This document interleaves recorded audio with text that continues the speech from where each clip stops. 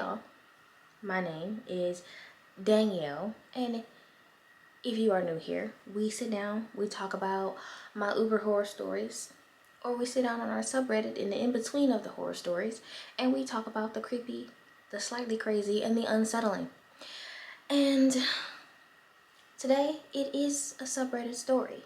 I have not been doing Uber like that. I don't feel like it.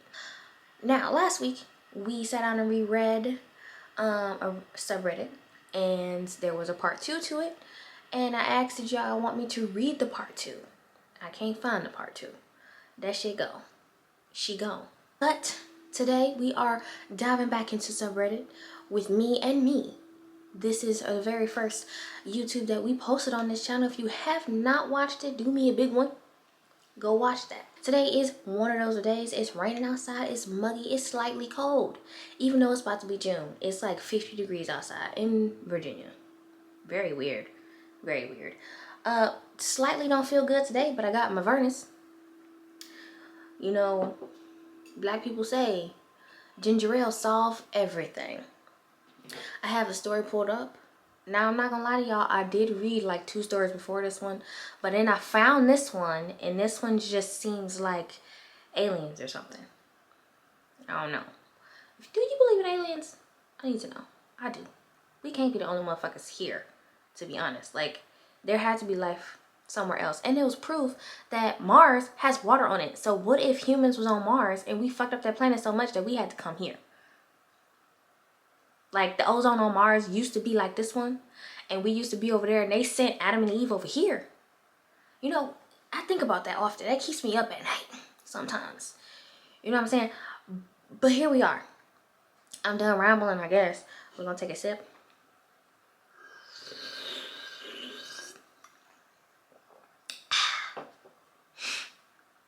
Ooh.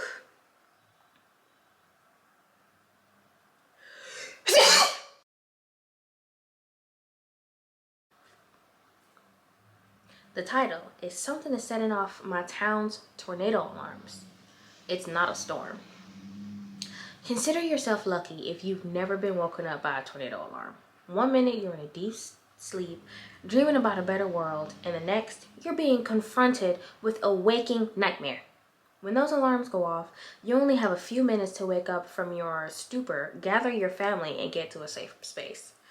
The twister could be down the street or across town.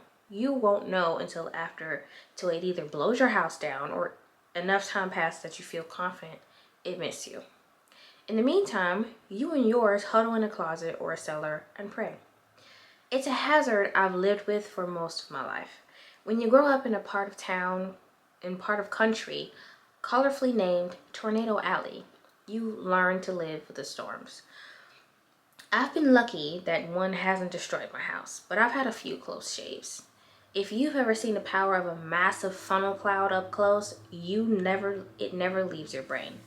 Watching the natural world destroy nearly indestructible buildings is a fun reminder that Mother Nature is our landlord and people are just the residents of this planet. We can be evicted at any moment. I know that, right? The screeching alarms are as much a part of summer as the crack of a bat and the buzzing of cicadas. I hate cicadas.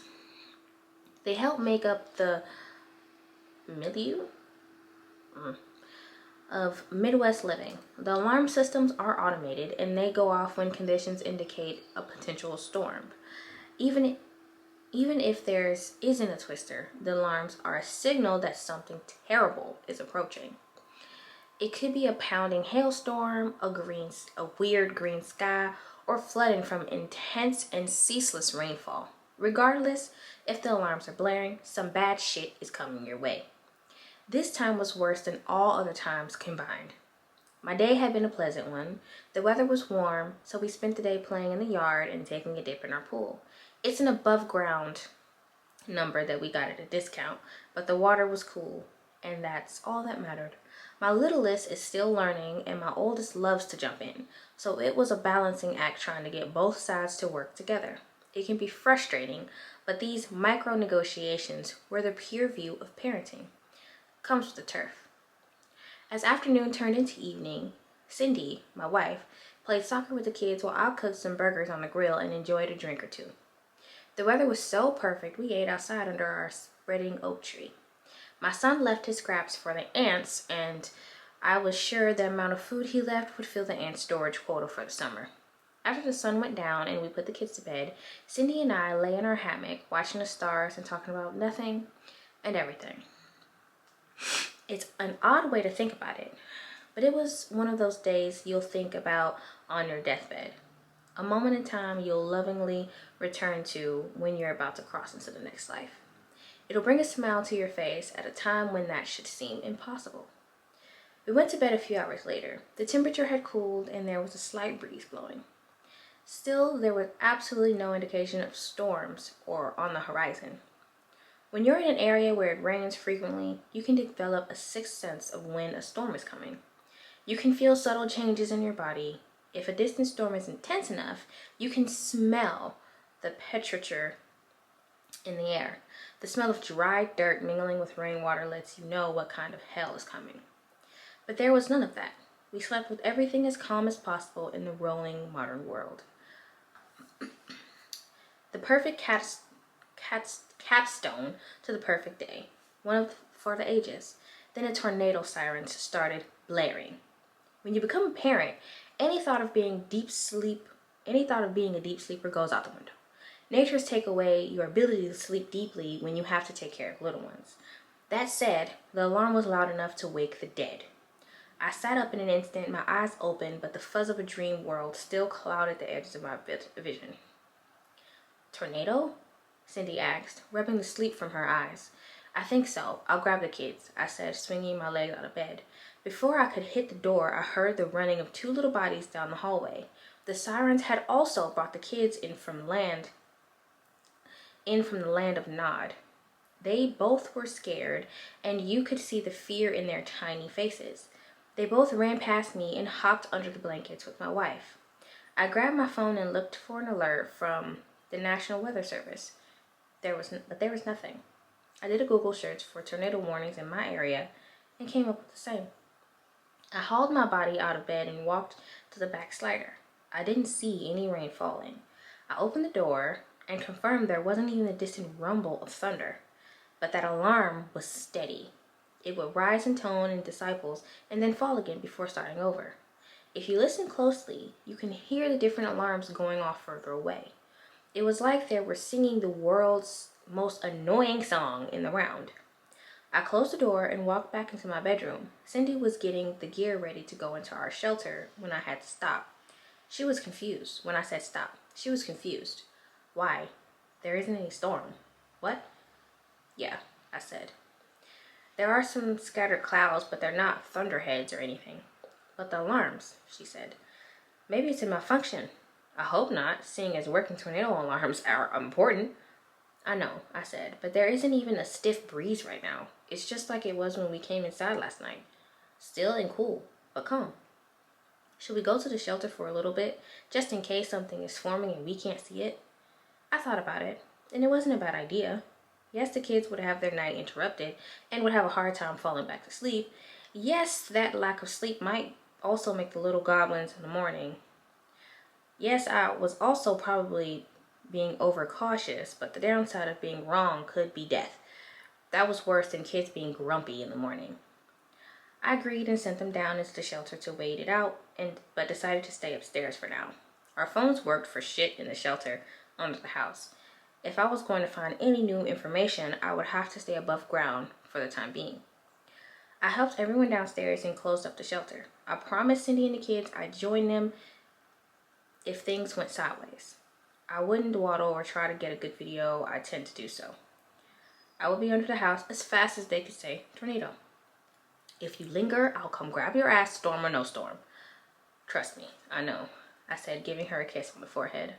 Once my family was safe under the house, I went out to my porch. The alarms were still blaring, and it was obvious that my family wasn't the only one awake. Down the darkened street, I could see the porch lights pop on like man-made lightning bugs. What the hell is this? I heard someone say in the yard next to me. It was my neighbor Rick. Despite being on the tail end of the boomer generation, Rick seemed to swim against the tide. He was more rooted in Gen X than anything. Whenever we would shoot the shit outside, he constantly complained about the old people in our town as if he was blind to his own receding hairline and wrinkles. Busted alarm? I offered.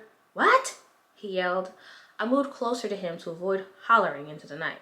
Maybe a busted alarm or someone accidentally scheduled a test for 3 a.m. instead of p.m. I don't know. Those tests are all controlled by computers. I don't think they'd make that kind of mistake. Besides, they would have shut them down by now if it was an accident. There are some clouds up there. Think a storm is brewing? Not according to the weatherbirds, Rick said. The weatherbirds were a local group of weather nerds and storm chasers he belonged to. There isn't much to do where we live, so you find hobbies wherever possible. They said a good sell was hanging out in North Texas, but it wasn't coming this way. I wonder what gives, I said. Government? Said a voice to my right. This was my other neighbor, John. John was very much a boomer and proud of it. He was a former Marine and hated everything about modern living. As you can imagine, any of my kids' toys that ended up on his lawn, he instantly seized until I went and asked nicely for it. Every time he'd lecture me and I would apologize until he gave my kids frisbees or whatever. He was exhausting. I mean, how does any of this connect to the tornado alarm? I said, feeling the exhaustion of the late night and John's right-wing rambling set in. Clay warned us about the deep state. He said that stormtroopers would come at night, stormtroopers, like Star Wars, anyway, and lock us up. I'm worried this might be the start of something big. Like, I'll grant you this. If they want to ensure the citizens they rolled up wouldn't be armed, or tornado alarm in the middle of the night would be a way to do it. I said. John laughed. Speak for yourself, he said, raising his shirt to expose a handgun tucked into his pajama pants. Like, the fuck, man? I said. I'll never be caught off guard, he said with a smile. Annoying. Old Pete and I go everywhere together, he named his gun. Anyway, let one of these stormtroopers come here. I'll blast him where he stands. You both can thank me later. The screaming tornado alarm suddenly went quiet. You can hear the echo in your mind, but the typical night noises return to the world outside our gray matter. Crickets rang supreme again. We all looked at each other in delighted amazement. Guess it was stormtroopers after all, I said. Rick laughed. John did not. Above us, we heard an eardrum bursting boom. It was like a bomb went off above our heads. Only we hadn't seen anything streak by. That was a sonic boom, John said. Seconds later, we heard a different type of boom. Whatever had flown over us had exploded. You could just barely make out the orange flame in the dark clouds. Aw, Jesus tap dancing Christ, John said, removing his red cap and placing it over his heart. What the hell is that? I said, pointing at the sky. Breaking through the clouds was a white parachute. It was drifting so violently from side to side that I feared it would tip over and send the occupant plunging to the earth. Whoever was strapped to the chute wasn't steering anything. They were dropping right towards our street. There was another sonic boom over our heads, quickly followed by another explosion. Seconds later, another white flower bloomed in the sky. Like the compatriot, they looked zoinked out on their southward descent. The first parachuting pilot showed no signs of slowing and landing harder on the ground than they should have. As soon as their legs hit the pavement of the road, you could hear the sickening snap of both legs. That woke the pilot. The man screamed so loud I was afraid he'd break glass. Rick had been a paramedic in his younger years and ran over to the pilot to help in any way he could. The pilot frantically ripped his helmet and reached for his broken legs, but his harness wouldn't let him grab them. It was for the best. His legs had broken at the shin and were barely attached. Hey man, I know it hurts, but stop thrashing around. You're gonna make it worse, okay? We can save the legs, but you need to listen, Rick said in a more confident and serious tone than I had ever heard. Like, we're all fucked, the pilot said, his eyes wide. That thing isn't going to let any of us live. Just put a bullet into me. Shoot me. Shoot me. Out of the corner of my eye, I saw John walk up. I was worried he would acquiesce. I don't know what that means. I don't know what it says, but I probably can guess what it means. To the pilot's request. But instead, he smacked the guy across the face.